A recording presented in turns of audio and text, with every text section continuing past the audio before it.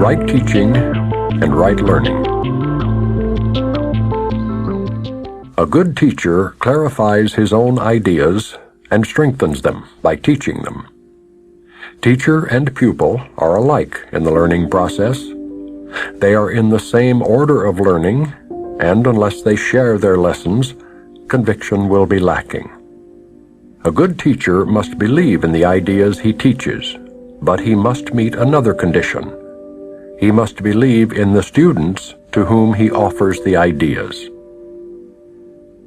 Many stand guard over their ideas because they want to protect their thought systems as they are, and learning means change. Change is always fearful to the separated, because they cannot conceive of it as a move towards healing the separation. They always perceive it as a move toward further separation, because the separation was their first experience of change. You believe that if you allow no change to enter into your ego, you will find peace. This profound confusion is possible only if you maintain that the same thought system can stand on two foundations. Nothing can reach spirit from the ego, and nothing can reach the ego from spirit. Spirit can neither strengthen the ego nor reduce the conflict within it. The ego is a contradiction. Yourself and God's self are in opposition. They are opposed in source, in direction, and in outcome. They are fundamentally irreconcilable because spirit cannot perceive and the ego cannot know. They are therefore not in communication and can never be in communication.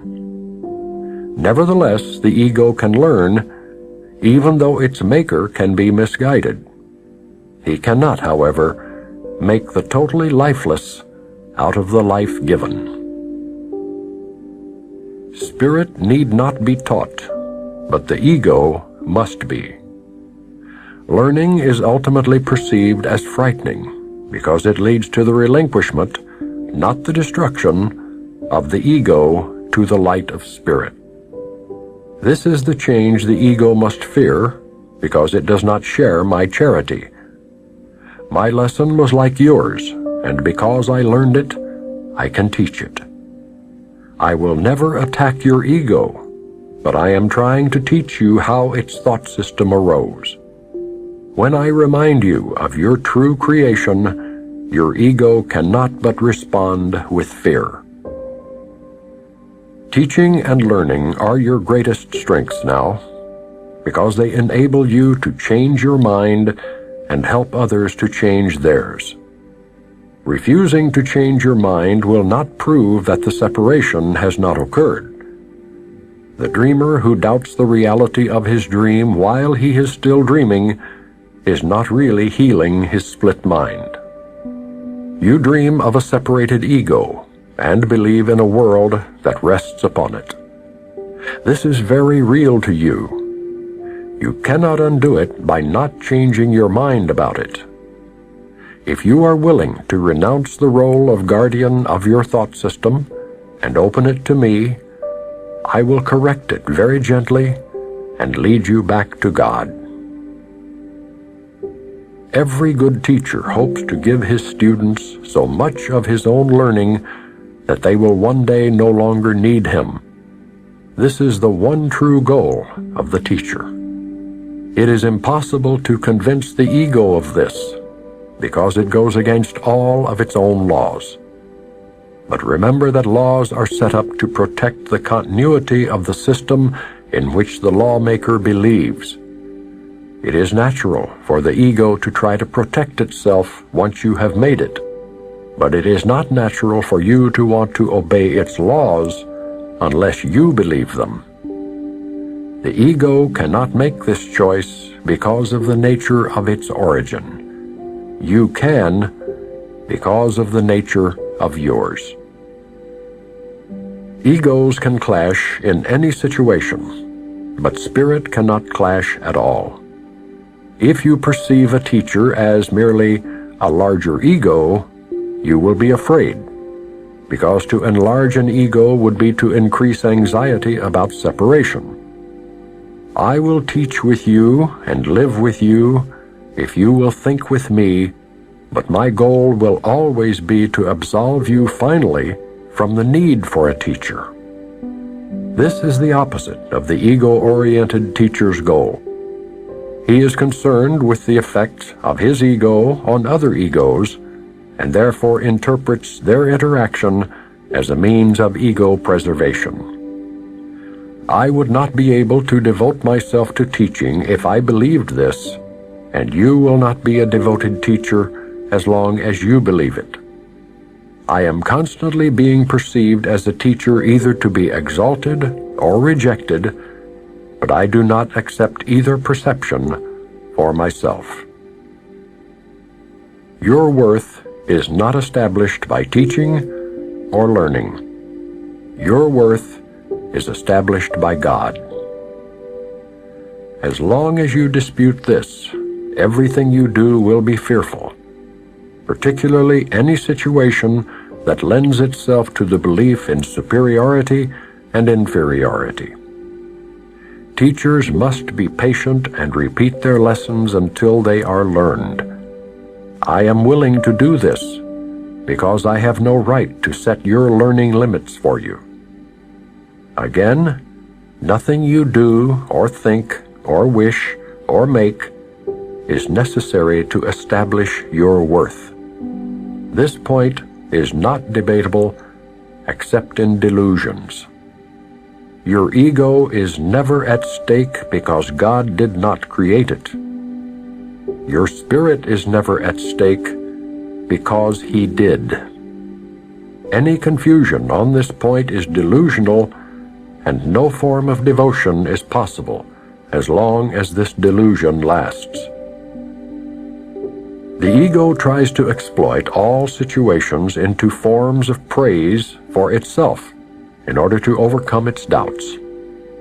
It will remain doubtful as long as you believe in its existence.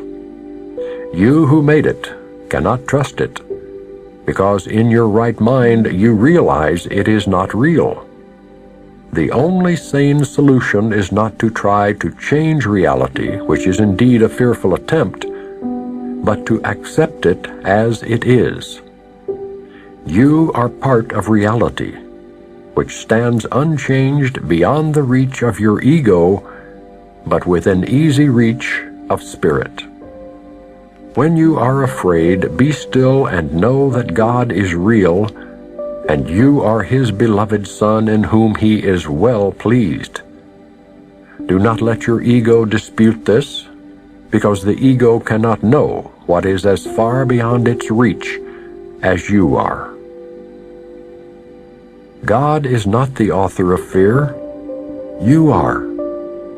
You have chosen to create unlike Him, and have therefore made fear for yourself. You are not at peace because you are not fulfilling your function. God gave you a very lofty function that you are not meeting. Your ego has chosen to be afraid instead of meeting it. When you awaken, you will not be able to understand this, because it is literally incredible. Do not believe the incredible now. Any attempt to increase its believableness is merely to postpone the inevitable. The word inevitable is fearful to the ego, but joyous to the spirit. God is inevitable, and you cannot avoid Him any more than He can avoid you. The ego is afraid of the Spirit's joy, because once you have experienced it, you will withdraw all protection from the ego and become totally without investment in fear. Your investment is great now because fear is a witness to the separation, and your ego rejoices when you witness to it. Leave it behind. Do not listen to it and do not preserve it. Listen only to God, who is as incapable of deception as is the Spirit He created. Release yourself and release others. Do not present a false and unworthy picture of yourself to others, and do not accept such a picture of them yourself. The ego has built a shabby and unsheltering home for you, because it cannot build otherwise. Do not try to make this impoverished house stand. Its weakness is your strength. Only God could make a home that is worthy of His creations, who have chosen to leave it empty by their own dispossession. Yet His home will stand forever and is ready for you when you choose to enter it. Of this you can be wholly certain. God is as incapable of creating the perishable as the ego is of making the eternal. Of your ego, you can do nothing to save yourself or others. But of your spirit, you can do everything for the salvation of both. Humility is a lesson for the ego, not for the spirit. Spirit is beyond humility, because it recognizes its radiance and gladly sheds its light everywhere. The meek shall inherit the earth because their egos are humble, and this gives them truer perception. The kingdom of heaven is the Spirit's right, whose beauty and dignity are far beyond doubt, beyond perception, and stand forever as the mark of the love of God for His creations, who are wholly worthy of Him and only of Him. Nothing else is sufficiently worthy to be a gift for a creation of God Himself. I will substitute for your ego if you wish, but never for your spirit. A father can safely leave a child with an elder brother who has shown himself responsible, but this involves no confusion about the child's origin. The brother can protect the child's body and his ego, but he does not confuse himself with the father because he does this. I can be entrusted with your body and your ego only because this enables you not to be concerned with them and lets me teach you their unimportance. I could not understand their importance to you if I had not once been tempted to believe in them myself. Let us undertake to learn this lesson together, so we can be free of them together. I need devoted teachers who share my aim of healing the mind. Spirit is far beyond the need of your protection or mine. Remember this: in this world you need not have tribulation, because I have overcome the world. That is why you should be of good cheer.